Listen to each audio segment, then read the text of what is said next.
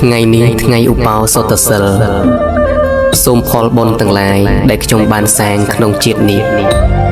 សូមឲ្យខ្ញុំបានសុខហើយកម្មពៀរទាំងឡាយដែលខ្ញុំបានសាងទាំងប៉ុន្មានពីជាតិមុនសូមឲ្យរួចកម្មទោសក្នុងជាតិនេះផងចុះសូមផ្សាយមេត្តាចិត្តដល់សពសត្វទាំងឡាយសូមសត្វទាំងឡាយបាននៅសេចក្តីសុខរួចចាកទុក្ខកុំមានកម្មពៀរវេរានឹងគ្នាទៀតឡើយ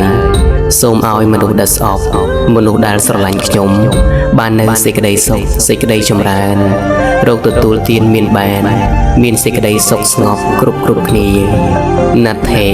សន្តិបរាំងសុខំពុំមានសេចក្តីសុខដតីណាក្រៅអំពីសេចក្តីស្ងប់ឡើយសូមអនុមោទនា